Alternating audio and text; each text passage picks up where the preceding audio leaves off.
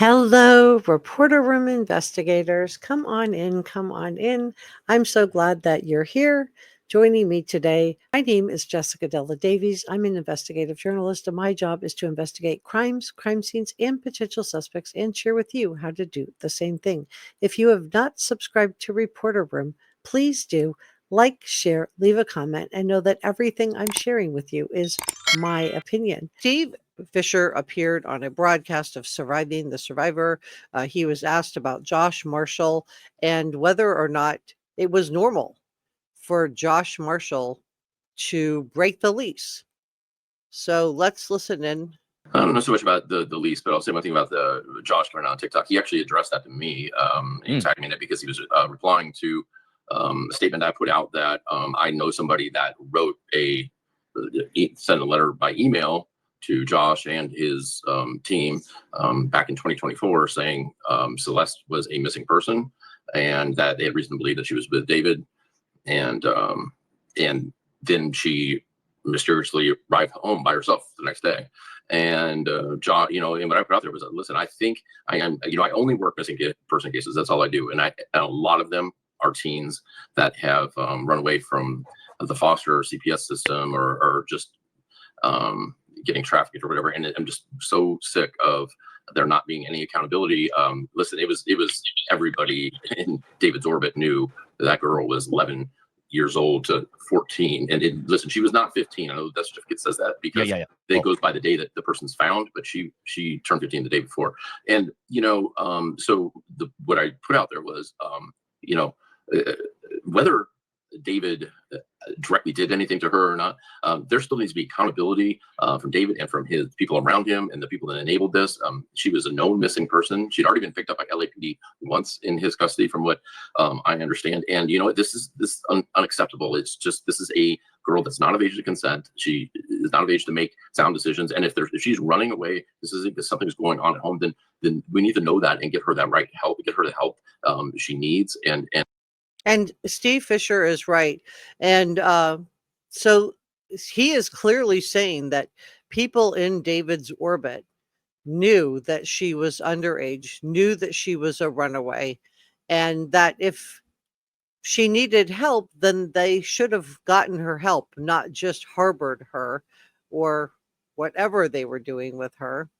I'm watching my words here. Let's continue on. And this, co-signing this and allowing this is just, it's not just David and the management. Listen, I've been around the entertainers. The managers know everything about these people's lives. And, he's the one who rented that house. And okay, so he's clearly saying that the manager would have known everything about David's life. And he's pointing out that Josh Marshall, the manager, was also renting that house. And we know that house had cameras.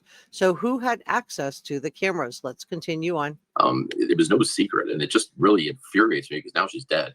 And people need to take accountability for this. Okay, well, you guys have found a lot of evidence. And what I say to you guys that are watching this, please keep digging. Please keep digging for more connections so that it just becomes overwhelming for anyone to try to say from David's camp that he barely knew Celeste or something like that. There's like photo and video proof of, that he's kept in his Discord that they had this, this relationship happening. And she was, the last time she ran away, she was 13. So I'm pretty sure she was 12 the first time. There's people out there, you can pretty much document they actually started talking. I don't know if they met in person, started talking when she was 10. And it's just everything about that is so creepy.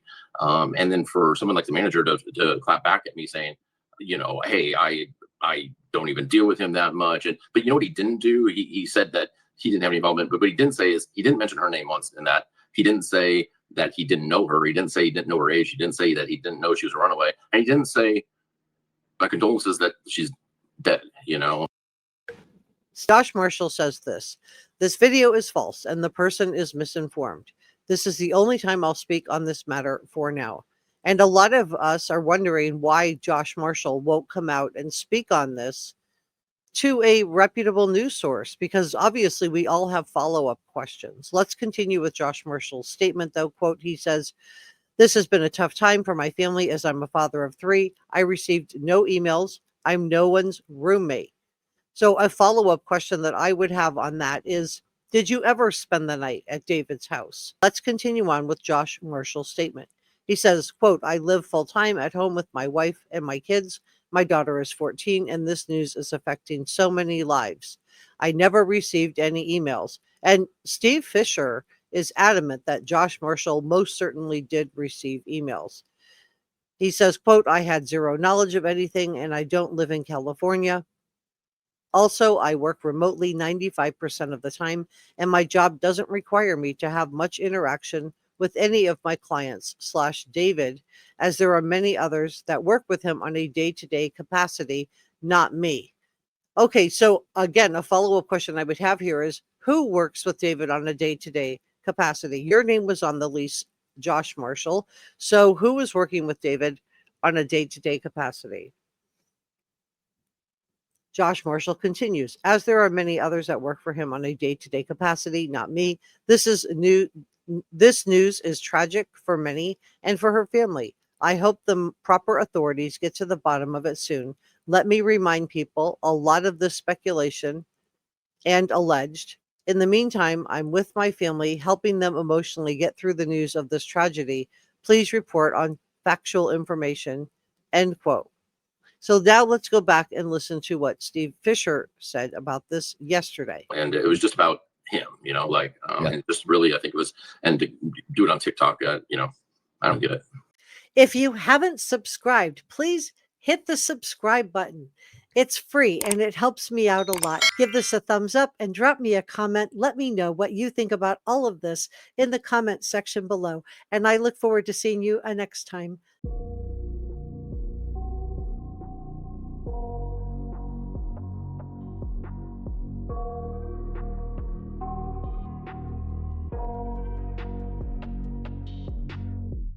I got nightmares in my head, I fear that the thoughts build up until I can't hear, that my mind fills up into a creature, and it haunts me somewhere much deeper.